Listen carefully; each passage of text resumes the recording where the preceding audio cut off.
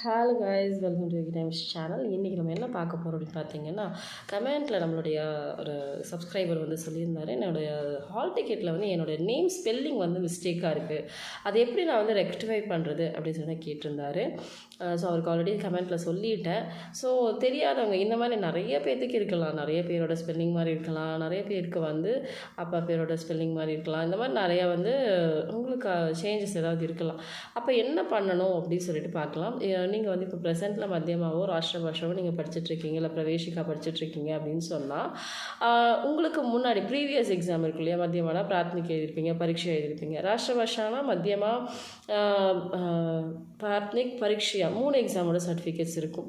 So முன்னாடி previous இயரோட சர்டிஃபிகேட்ஸில் எல்லாத்துலேயுமே spelling கரெக்டாக இருக்குது, இந்த டேர்மோட ஹால் டிக்கெட்டில் தான் ஸ்பெல்லிங் சேஞ்ச் ஆகி வந்திருக்கு அப்படின்னு சொல்லி நினச்சிங்கன்னா, நீங்கள் என்ன பண்ணலாம், முன்னாடி இருக்கக்கூடிய சர்டிஃபிகேட் ஜெராக்ஸ் எல்லாத்தையும் இந்த ஹால் டிக்கெட்டோட ஜெராக்ஸையும் வச்சு நீங்கள் ஒரு லெட்டர், கவரிங் லெட்டர் மாதிரி எழுதி உங்களுக்கு சபாக்கு அனுப்பிச்சிங்கனாவோ, இல்லை சபாக்கு டேரெக்டாக கொண்டு போய் கொடுத்தீங்கனாவோ, அவங்க என்ன பண்ணுவாங்க அப்படின்னு சொன்னால் உங்களுடைய நேம் ஸ்பெல்லிங்கை சேஞ்ச் பண்ணி கொடுத்துருவாங்க. நீங்கள் வந்து இந்த டேர்ம் சர்டிஃபிகேட் வரக்குள்ளேயே உங்களுடைய நேமில் கரெக்டான ஸ்பெல்லிங் வந்துடும். இது கூட நம்ம என்ன அட்டாச் பண்ணோம் அப்படின்னு பார்த்தீங்கன்னா, நம்ம அப்ளிகேஷனை வந்து நம்ம ஃபில்அப் பண்ணியிருக்கோம். அந்த ஃபில்அப் பண்ணும்போது நம்ம பண்ண ஒரு மிஸ்டேக் என்னன்னா, அப்ளிகேஷனை ஃபோட்டோ காப்பி எடுக்கிறதே கிடையாது.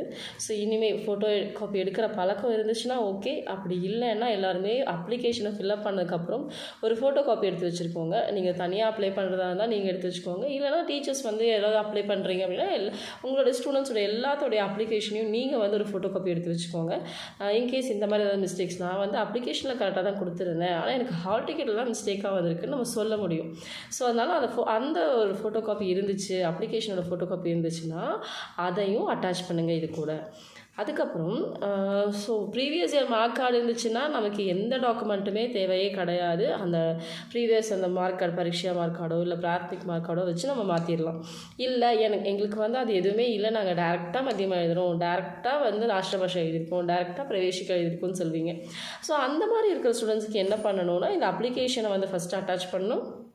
ரெண்டாவது உங்களுடைய ஆதார் கார்டு ஜெராக்ஸை நீங்கள் அட்டாச் பண்ணணும். ஆதார் கார்டு ஜெராக்ஸில், அதாவது ஆதார் கார்டில் உங்களோட ஸ்பெல்லிங் கரெக்டாக இருக்கா? ஸோ நிறைய பேருக்கு நிறைய கன்ஃபியூஷன்ஸ் இருக்குது.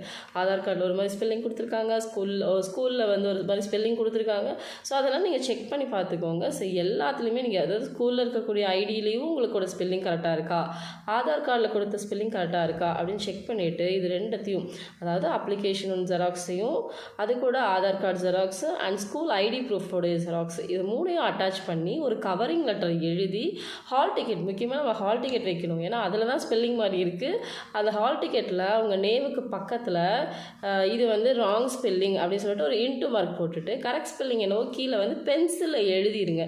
எழுதிட்டு கவரிங் லெட்டர்லேயும் மென்ஷன் பண்ணுங்கள், இது வந்து என்னோடய தப்பான ஸ்பெல்லிங்கு, இதுதான் கரெக்டான ஸ்பெல்லிங்கு அப்படின்னு சொல்லி மென்ஷன் பண்ணி நீங்கள் சபாவில் வந்து போய் சப்மிட் பண்ணுங்கள். ஸோ உங்கள் ஏரியாவில், உங்களுடைய ஊரில் சபா பிரான்ச்சோ சபாவோ இருந்துச்சுன்னா டேரெக்டாக அங்கே போய் நீங்கள் கொடுத்துடலாம்.